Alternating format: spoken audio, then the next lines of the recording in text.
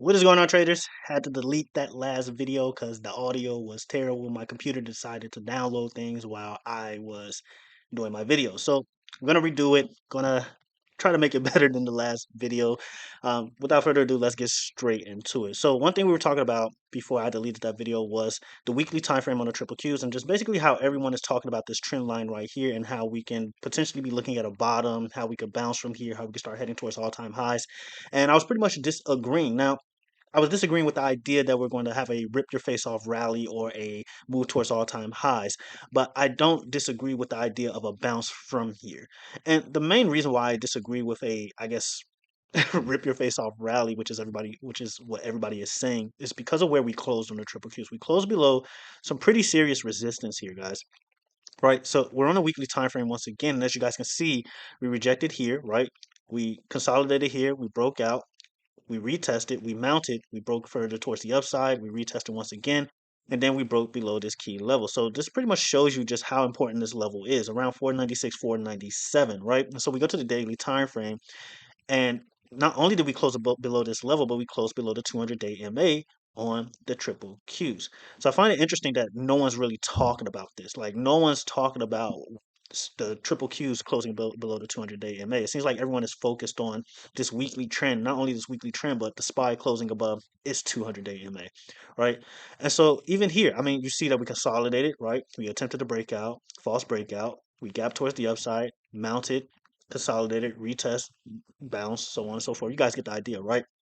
And so basically what I was saying is that you just can't ignore these things. You can't ignore us closing below the 200-day MA. Not only closing below the 200-day MA, but again, you go to the weekly time frame, you close below some serious resistance here. Some serious resistance, which was previously support. So I think I think we should really take this seriously. Why? Because buyers are here, right? We close below these buyers here, we close below these buyers here.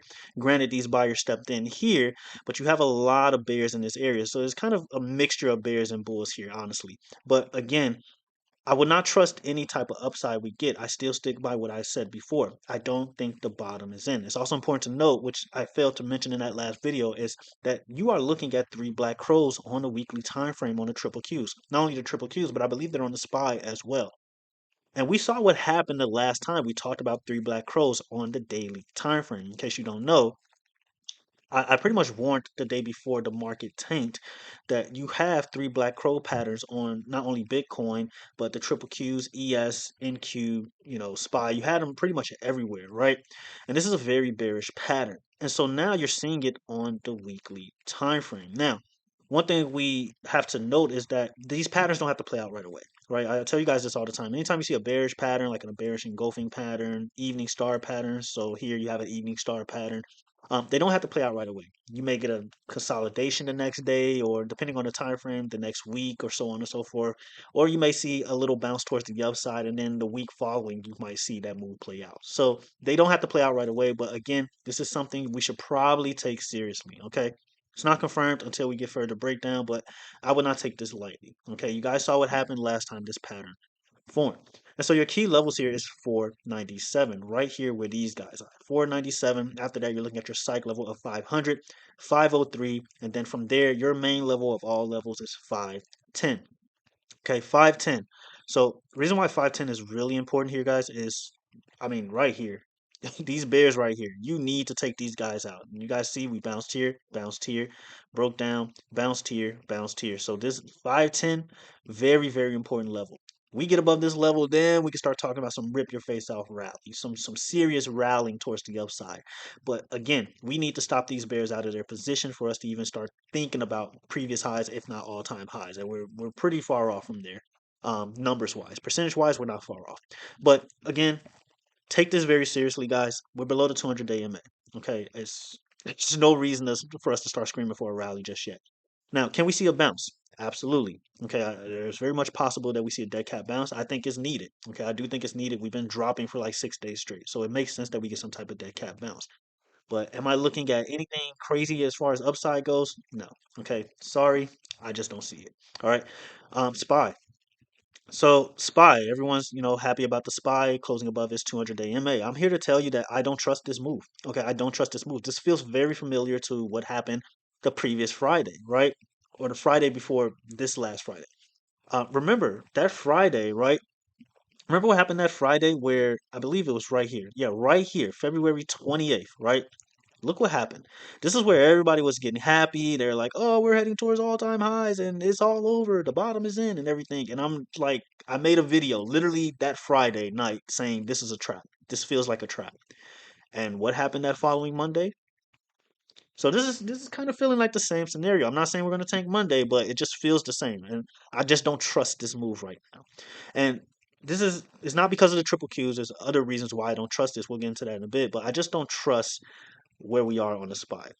And so one of the main reasons I don't trust this is I would expect if, for example, Friday, right? This past Friday, I would expect these bulls here to bring us higher.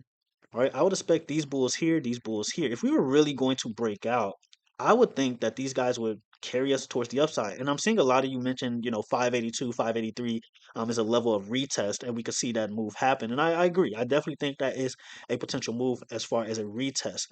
Highs we could potentially go is about 590, but anything above that, I'm just not seeing. If anything, I think we'll reject and we'll head much lower. Again, I don't think the bottom is in. But I wouldn't be surprised we just immediately reject from here because again, this feels like what happened that last Friday. It feels exactly the same. I mean, even the way bulls are screaming about all-time highs and this is the bottom, it's all the same. It's really all the same. So I would be careful with this. I would very much be careful with this. Your key levels when it comes to the SPY. I think it goes without saying it's 576. You want to see us get above 576. After 576, there's a good chance you're heading towards that 582, 583 target. And then from there, you really, really need some good news to break above these guys. And speaking of news, I do apologize. I said Fed meeting this Wednesday is actually CPI. You guys chewed me out for that. I'm sorry. Jeez. I don't think it was that serious, but a lot of you chewed me out for calling out the wrong days. I mean, I get my mom's birthday wrong all the time, so my bad. Jeez. But regardless, I do appreciate you guys for correcting that. But Wednesday is CPI, very much important regardless. So you definitely want to pay attention to that. But again, I don't trust this move. If we're talking about downside here, 564. This is the only level you're going to care about when it comes to downside. You break below 564, you get in the territory of these guys right here. Pack your bags. Pack your bags. You're heading to the Earth's core. All right. You might as well don't even bring drinks. They're going to evaporate by the time you get there. Okay. It's over with. All right. Pack your bags, guys. It gets very bad. You get below 564. At that point, you're looking at 540s. Okay, 540s is on the table. You start getting below 564. So Bulls stepped in.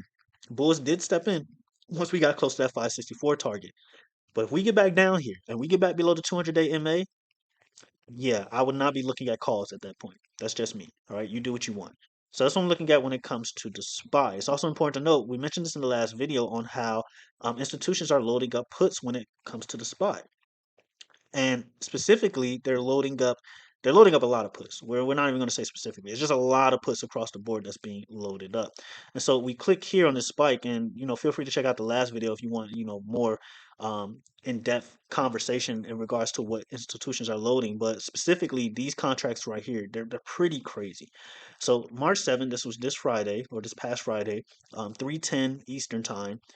SPY, you got SPY. April 17th is the expiration. 547, 542 puts. They were loaded up at 576 on the SPY, give or take. And then you're looking at the quantity. Quantity of 8,000 is insane. And then a premium 4.94 million, 4.28 million. There's a lot of these guys. There's like 547 puts. There's a lot of puts. Institutions are still loading up puts when it comes to the SPY. So again, I would be very careful just calling for a bottom. I mean, right here, you got 542 puts right here, premium 2.21 million. So if I'm gonna listen to anyone when it comes to the market, if not just myself, I'm gonna listen to what these guys are doing. I'm gonna pay attention to what institutions are doing because these are the guys that move the market. These are the guys that get information before us. They're millionaires and billionaires. I'm not gonna follow a thousand there. Okay, I'm just not. Okay, so that's just me. I'm gonna listen to what these guys say at the end of the day because chances are they know something we don't. All right, so that's what we got going on when it comes to the SPY. There's also a lot of puts coming in for March 12th, which is this upcoming Wednesday, ironic enough, and this coming Wednesday is CPI data. Coincidence? I don't know. You guys let me know in the comments below. But the fact that they're loading up puts March 12th, right when CPI is coming out, It should tell you everything you need to know. It should fulfill every conspiracy you got going on in your head when it comes to market manipulation. Okay, so we look here. Is this it? Yeah, this is it. So we look here and we see that institutions are loading up even more puts. 551 puts for March 12th. 300K premium, 200K premium. Let's scroll over real quick. 300K, 200K premium, then 80K premiums. I mean, so on and so forth. You guys get the idea. But I mean, it's crazy. Here's the expiration, guys. 551 puts all across the board. 551, 551, 550. I mean, again, this is one of the reasons why I don't think the bottom is in, and I just don't trust this move. If you want access to this type of information, guys, I know I don't really talk about it much. I try to. Quant data link is in the description below. You guys ask me this all the time. If you don't trade with an options chain, you're trading blind. Simple as that. You're literally trading blind. I'm sorry, you're trading blind. If you're following a Discord host or a YouTuber and they're not using options chain, it don't even have to be quant data. It doesn't have to be unusual wells. Any options chain. Some brokers have their own options chain, like Webull. You're not using this. I don't know what you're doing. You should not be trading without an options chain. Okay. That's just me. I'm not trying to promote this. You don't have to buy it. Don't care. No one has bought it so far. I'm fine. But regardless, you need an options chain when it comes to trading. You're trading blind. You need to know what these guys are doing, and you also need to know what contracts to get in when it comes to trading. I see a lot of traders just pick the most random contracts on the planet that make no sense, that has terrible theta, that has terrible volume, terrible open interest, terrible just gammas all across the board. I mean, you just shouldn't be. I don't know. Regardless, when it comes to SPY, institutional loading up puts, plain and simple. So we look at Bitcoin. So Bitcoin is attempting to break below its 200-day MA. It's kind of recovering right now, but yeah, if it stays below the symmetrical triangle, if it stays below its 200-day MA, you're looking at a move towards 79K. So far, it's broken below its symmetrical triangle. You want to see Bitcoin pretty much reclaim 84K. At this point, I would just say 85K because that's your psych level. And if you want to be really bullish on Bitcoin, because a lot of people are asking, about MSTR, Coinbase, and all that fun stuff, you want to see Bitcoin get above 95K more than anything. All right. So right now, Bitcoin is not looking too good. You definitely want to see 200-day MA hold on Bitcoin. Otherwise, you're heading towards 73K, if not lower. Now, if we're talking about the measured move for this symmetrical triangle, it's not good. Okay, it's not good. I will say that much. You're looking at 58K, guys. You're looking at 50K. So all you do, you measure the open and close of whatever pattern. You bring it to the original breaking point, and you're looking at a move towards actually 66K. Where did I get 58K? Yeah, 66K, 67, 68, 6K, somewhere around that range. So, yeah, you definitely want to see Bitcoin hold if you are bullish on crypto. All right. That's pretty much all I have for Bitcoin. I'm still not bullish on this thing. I haven't been bullish for a long time on this thing. So, we'll see. Other than that, let's move on. Okay. So, another reason why I don't trust the SPY right now, or that bounce that happened Friday. We look at the daily time frame, or the weekly time frame on SMH. And this is why I tell you guys to look at everything. You don't have to look at every single chart, every single ETF, every single indice out there. I know a lot of people do that. I know a lot of YouTubers do that. They look at everything. Trading is simple. You don't have to make it complicated. You look at the main things that move the market. Right now, some of the main things that's moving the market is semiconductors. If semiconductors are not looking bullish, you probably should steer clear of any type of rally in the market. Okay. Right now, we're looking at SMH semiconductor ETF. It's below the 200-day MA. I mean, and if you're going to draw a weekly trend line for the triple Qs, you better do it for everything else because the triple Qs looks fine. But when you look at SMH, does this look fine to you? Does this look fine? I mean, you let me know. All right. And right now, you're retesting to 27 to 29. That's what it looks like for SMH. You go to the daily time frame, you're below the trend line. And all you're doing is retesting it over and over. You're just playing games in this area. And I told you guys in the last video, I even showed you guys in the last video, institutions are loading up 100 puts on Nvidia. Guess who has the number one holding when it comes to Nvidia? SMH, SOXX. Again, we can draw trend lines all day on a weekly time frame when it comes to triple Qs, but why are we not doing it for everything else? You bounced here. You bounced here. You consolidated. You broke down a little bit. You retested. You broke down. You formed the evening star pattern. You broke down all over again. So, I mean, again, this is why I encourage you guys to look at everything. Why is semiconductors important? We saw what happened last year, right? Last year, the market was pumping off AI. Who was leading the charge when it comes to AI? Your boy Nvidia.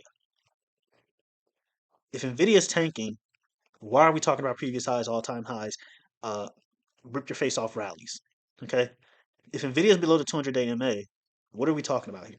Again, you're gonna draw trend lines for the weekly, the triple Qs. You better do it for everything else that helps move the market. You bounced here, you bounced here, you bounced here, you broke below it, you retested. You got a head and shoulders pattern, shoulder, head, shoulder. I mean, it's not looking good. It's not looking good. What you want to see when it comes to Nvidia, you want to, I mean, plain and simple. I'm not bullish on this thing until it gets above its 200-day MA, and even then, I'm not bullish on it until it gets above 140. Okay, we talk about 140 all the time. I've spammed it thousands of times. Institutions do not want this thing to get above 140. Every time it gets above 140, they step in, and I mean they step in aggressively. And I've been saying this since Nvidia failed to hold 140, that I think is heading towards 100. I showed you guys in the last video. If you're new to the channel, check it out. That institutions are definitely loading up 100 puts for Nvidia for March 21st. Brace yourself for impact. All right. When it comes to downside, 107 is your key level. You break below 107, GG's. All right. Simple as that. You know what's happening next. All right. Lowest Nvidia can go. I'm looking at these guys right here at around 95. At least short term. Can it head lower? Sure, but right now this is where I'm looking at. These guys right here. I'm looking at these guys. Okay. A lot of bulls in this area. I mean, you got big bulls in this area right here and right here. So once we hit here, head here, might be a bottom. Might be a short term bottom. We'll see. But that's what I'm looking at for Nvidia. All right. IWM. IWM, you're probably like, oh, this looks great. IWM is going to bounce. Yeah, all right. Daily time frame, people.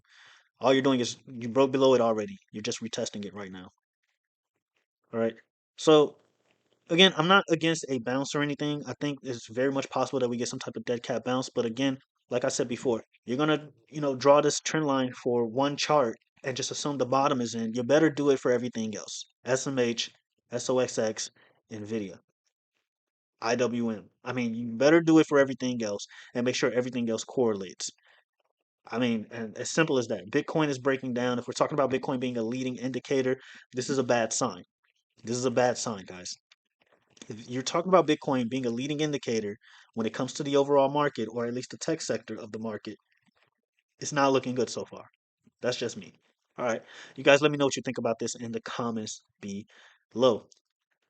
Until the next video, traders, Discord link is in the description below. Hopefully this video comes out a lot better. Have a good one.